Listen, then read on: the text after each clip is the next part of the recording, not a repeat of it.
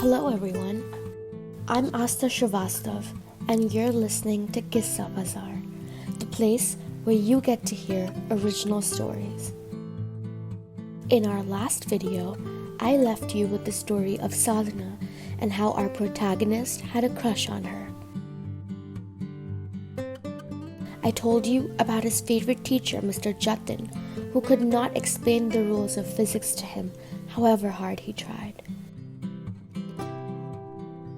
Our naive hero did not know that he was treading on a dangerous path. Now let's take the story ahead.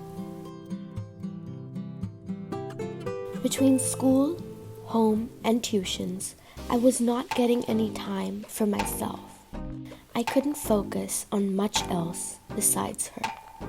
However, something unusual was happening at the tuition class.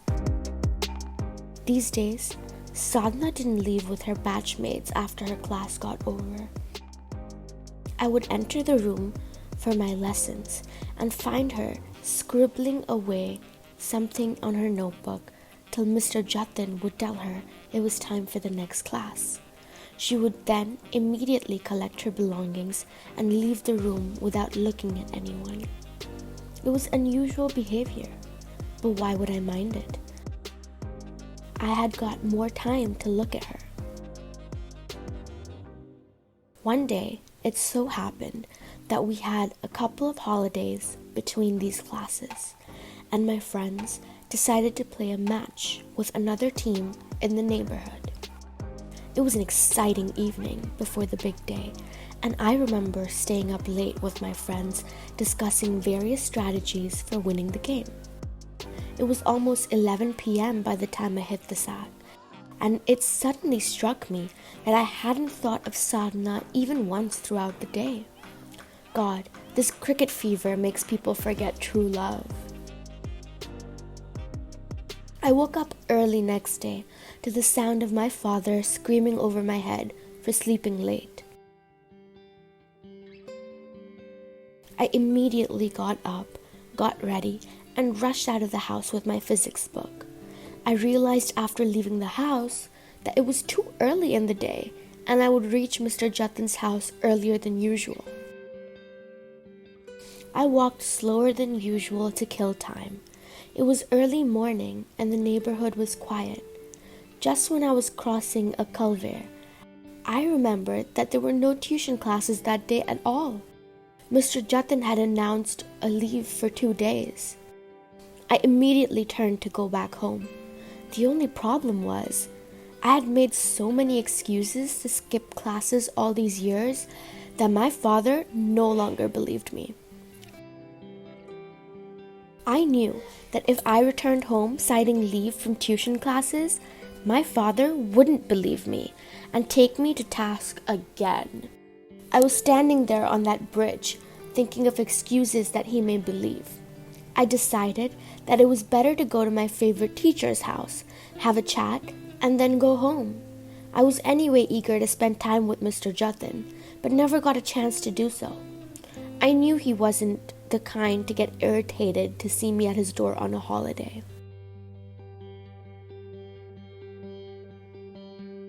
There was a small garden in front of Mr. Jaitly's house. It had flower plants in different pots, which would rarely bloom. There was a wooden gate in that courtyard that was fenced by bamboo sticks. I opened the gate and saw that the main door of his house was closed. I thought of calling him, but wasn't sure if he was awake. Suddenly, the door creaked open by a gust of wind. If he were sleeping, it would have been latched from inside. I opened the door fearlessly and entered that front room where our class used to be. I kept my belongings on an iron drum, covered with an unwashed tablecloth that must have been white once. I heard the sound of the stove being ignited in the kitchen, and was secretly pleased with myself for arriving there just in time for tea. He was too nice to refuse me a cup of tea.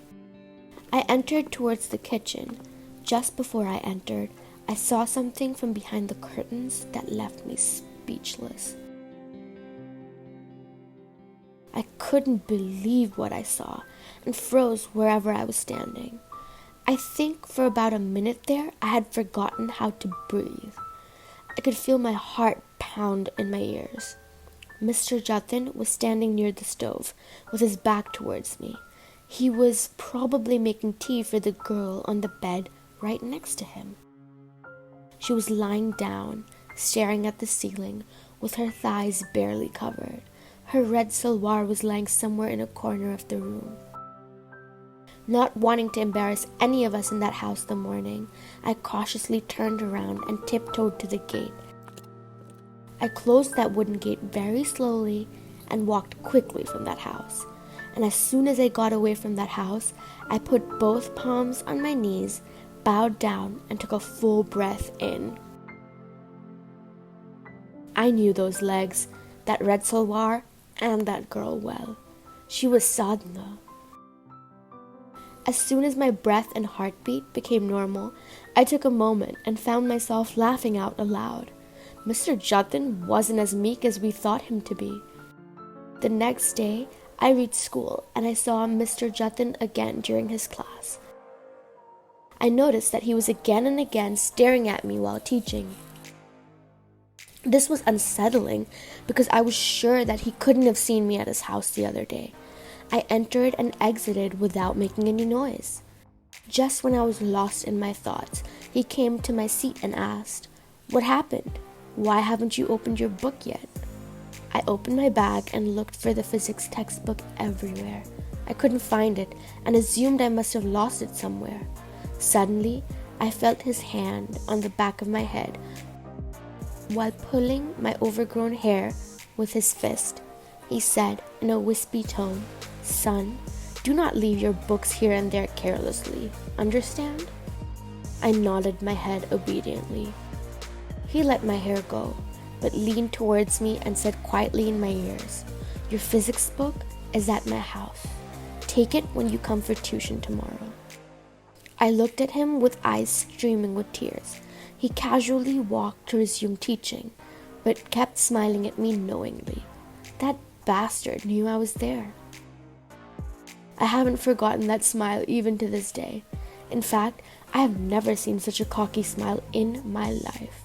It has been about 22 years since that day, and I don't know where Mr. Jatin sir is nowadays.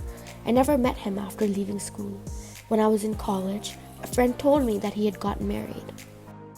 As far as that girl is concerned, I saw her many times later. She fell in love and married one of my acquaintances. I was told that she was very fond of that boy and used to like him since their childhood. So friends, this was the story of Sadhana. Do like, share, and subscribe to our channel. If you have any stories, I would love to narrate them too. I will see you soon again with another story on Kissa Bazaar.